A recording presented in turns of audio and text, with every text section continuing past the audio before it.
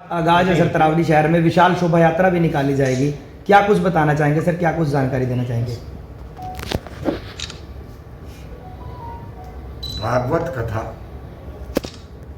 एक बहुत बड़ा आयोजन माना जाता है इसको। इसके अंदर 22 तारीख को शोभा यात्रा निकालेंगे हम शाम को 4 बजे, और 23 तारीख से भागवत कथा की कथा होगी, 23 से 29 तारीख तक। ये शास्त्र में माना जाता है, शास्त्र में कहा गया है, जो शोभा यात्रा में आदमी आते हैं और जो कलश उठाते हैं वो पुण्य के भागी बनते हैं, और कथा सुनने वाला आयोजक से ज़्यादा पुण्य कमाता है। रमेश जी, इस कथा भागवत कथा में एक बार पहले भी बिल्कुल स्वामी जी आए थे, अब फिर आ रहे हैं, इनके दोबारा आने का कारण क्या? दोबारा आने का कारण, जब हमने पहली बार इनको निमंत्रण दिया, इनके मन में बड़ी हिचकिचाहट थी कि तरौली है, तरौली है, तरौली। छोटा सा कस्बा मान लो, मगर तरौली से इनको इतना प्यार मिला कि अभी दूसरी बार के वो 10 बार भी आने के लिए तैयार है। अच्छा, जो कलश यात्रा आपने बताई है 23 से 29 तो कथा का कार्यक्रम 23 से 29 तक मेडिकल कैंप लगाया जाएगा, और विर्क हॉस्पिटल के सौजन्य से अनाज मंडी में दुकान नंबर 90 पे। और 25 तारीख को एक सेकंड, रक्तदान शिविर अलग से कर लेंगे अभी। हाँ जी, और 25 तारीख को रक्तदान शिविर लगाया जाएगा, जो कि 10 बजे से लेके 2 बजे तक रहेगा। अच्छा, इसमें जो श्रद्धालु आएंगे उसके लिए क्या व्यवस्था आपकी तरफ से है मंडी में? श्रद्धालुओं की वजह से खाना भोजन बनेगा वहाँ पर, चाय का इंतजाम है, प्रसाद का इंतजाम है, दोनों टाइम। बाबा बंसीवाले का 24 घंटे का लंगर चलेगा। ठीक, बाबा बंसीवाले के सब जानते हैं कि उनका लंगर कैसे चलता है। शहरवासियों से क्या अपील करेंगे जी? शहरवासियों से मैं यही अपील करूँगा कि इस धर्मार्थ में अपना पूरा सहयोग दें, और कथा में जरूर आएँ, शोभा यात्रा में जरूर आएँ, और पुण्य के भागी बनें। सर, शहर भर की सामाजिक और धार्मिक संस्थाएं भी सहयोग कर रही हैं, क्या कुछ कहना चाहेंगे? सभी का सहयोग है नगरवासियों का, क्या कहना चाहेंगे? सभी जितने हमारे तरौली के अंदर संस्थाएं हैं, सब हमारे पास आए थे, इकट्ठे होकर आए थे, और सब ने अपनी अपनी ड्यूटी मांगी थी कि हमारे को हमारी ड्यूटी दो, और सब अपनी ड्यूटी लेके चले गए। इसमें हमें जो है ना बहुत खुशी मिली। आज मैं बिल्कुल फ्री हूँ, क्योंकि सारी कथा की जिम्मेवारी हमारी संस्थाओं की है।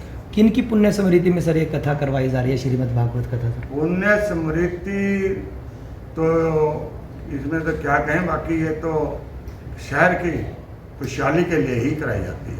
अच्छा रमेश जी, जैसे आपने पिछली बार जया किशोरी जी को बुलाया, फिर ये बिल्कुल स्वामी जी आए, फिर ही आए, मतलब मन में क्या कैसे आया विचार?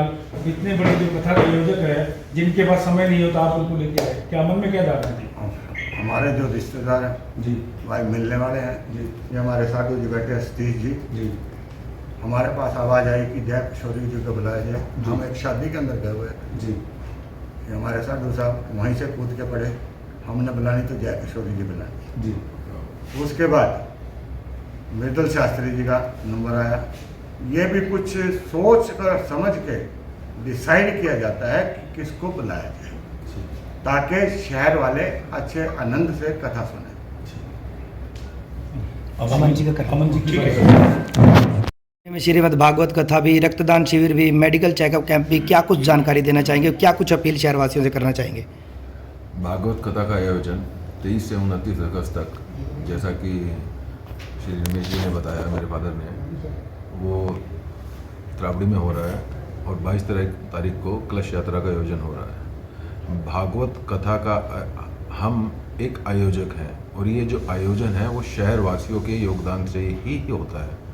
इसके अंदर सिर्फ हम एक आयोजक हैं, बाकी सब शहरवासी और जितनी भी संस्थाएं हैं, सभाएं हैं, सब इसको मिलके एक पूर्ण रूप देंगे। ये अकेले से आप लोगों के सहयोग के बिना इसका आयोजन पूरा नहीं हो सकता। और 22 तारीख को कलश यात्रा है, जो नगर खेड़े से शुरू होगी और मंडी स्थल तक जाएंगी, जिसमें मृदुल शास्त्री जी भी उसमें सम्मिलित होंगे। उसको धूमधाम से निकाला जाएगा। और 23 तारीख को बाबा बंसी वाले के उसमें सानिध्य में वहाँ पे पूरा भंडारा और कथा का आयोजन किया जा रहा है। भंडारे के अंदर बाबा बंसी वाले के 24 घंटे वहाँ पर खाने पीने की पूर्ण सुविधा उपलब्ध रहेगी। और इसी को देखते हुए मेडिकल कैंप भी लगाया गया कि किसी को किसी भी तरीके की अवस्था का सामना न करना पड़े। और मेडिकल कैंप के अंदर वो विर्क हॉस्पिटल के सौजन्य से लगाया जा रहा है, जिसके अंदर डेली बेसिस पे वहाँ के नॉर्मल डॉक्टर नहीं, जो कि वहाँ के अटेंडेंट डॉक्टर हैं, मेन डॉक्टर विर्क हो गए, डॉक्टर अमनप्रीत हो गए या पेडिटिशियन हो गया, आइस हो गए, एक दिन उनकी स्पेशलिटी का प्रोग्राम भी रहेगा। वो 1 घंटा लगाएंगे। और वहाँ पे ओपीडी अगर किसी का इलाज नहीं हो पाता तो ओपीडी की पर्ची भी वहाँ से फ्री मिलेगी। इवन वहाँ पर अगर मेडिसिन नहीं है तो विर्क हॉस्पिटल से उसकी मेडिसिन भी और वहाँ के टेस्ट भी, एक्सरे वगैरह सब कुछ फ्री होंगे। इसी के उपलक्ष्य में 25 तारीख को ब्लड डोनेशन का कार्यक्रम करा जा रहा है, जिसके अंदर हमें उम्मीद है 200 यूनिट प्लस जो हमारे पास अब तक नाम आ चुके हैं वहाँ पे ब्लड डोनेशन कैंप लगाया जाएगा, जिसमें 200 यूनिट से ज़्यादा की हमें उम्मीद है कि 200 से भी ज़्यादा लोग वहाँ पे रक्तदान करेंगे। विशेष रूप से किस बीमारी को लेकर वहाँ पर दिखाया जाएगा? कार्डियोलाइसिस कराएगा वहाँ पे 7 के 7 दिन हर चीज़ का रहेगा। Virk hospital super speciality hospital है और हर चीज़ की सुविधा उपलब्ध है। किसी को यहाँ पर नहीं होती है वो यहाँ पे आके ओपीडी की पर्ची बनवा सकता है और निःशुल्क जाके विर्क हॉस्पिटल में अपना इलाज करवा सकता है। ओपीडी के लिए वहाँ पर कुछ पहले से कुछ रजिस्ट्रेशन कराया जाएगा, कुछ ऐसी व्यवस्था की जाएगी? वहाँ पे शॉप नंबर 90 पे 22 तारीख को ये सब काम शुरू हो जाएंगे। शॉप नंबर 90 के अंदर ये इन सब चीज़ों का पहले ही सुनियोजित किया जाएगा और बोर्ड लगा दिए जाएंगे। अभी से उसकी रजिस्ट्रेशन हो सकता है या नहीं, अभी इसका रजिस्ट्रेशन हम करेंगे 21 तारीख से, क्योंकि ये जब तक डॉक्टर की टीम नहीं आएंगी तब तक कुछ नहीं होगा। और वहाँ डॉक्टर की टीम भी पूरी रहेगी, जिसकी वजह से मतलब आप किसी भी आदमी को किसी भी तरीके की अवस्था का सामना नहीं करना पड़ेगा। एम्बुलेंस भी वहाँ पर तो अगर किसी को कोई ऐसा पेशेंट है या कुछ किसी को दिक्कत है, फिर जो व्यवस्था रहेगी, हाँ, किसी को मतलब कुछ ऐसी बीमारी है कुछ है तो वो तुरंत विर्क हॉस्पिटल के अंदर एडमिट कराया जाएगा। लाखों की संख्या में श्रद्धालु पहुंचते हैं, सभी से क्या अपील करेंगे आप? सभी से अपील ये है कि ये आयोजन हम सिर्फ एक मृदुल शास्त्री को और भागवत का एक ठाकुर जी ने माता रानी की कृपा से हमें आशीर्वाद दिया कि इसका सोच रही है अच्छी कि हम ये आयोजन कराएं, लेकिन जो भी श्रद्धालु हैं, जो भी शहरवासी हैं और जो भी आप लोग हैं और जितनी भी संस्थाएं हैं, उनके बिना ये आयोजन असंभव है।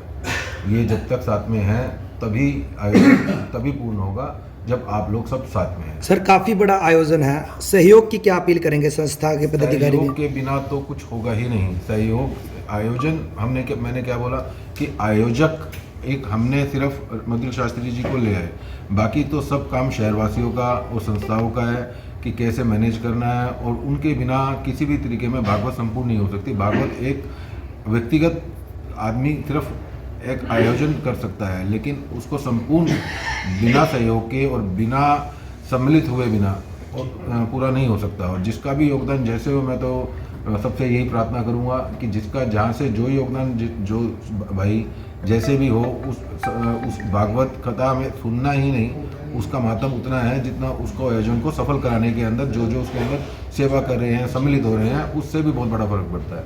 और मृदुल शास्त्री जी एक बहुत बड़े भागवतचार्य हैं इंडिया के, जो आसानी से जिनका टाइम नहीं मिलता और हमारे शहर की खुशनसीबी है कि वो दूसरी बार यहाँ पर उन्होंने हमारे पास यहाँ सम्मिलित होने के लिए टाइम दिया भागवत करने के लिए। Thank you sir. आपने देनी है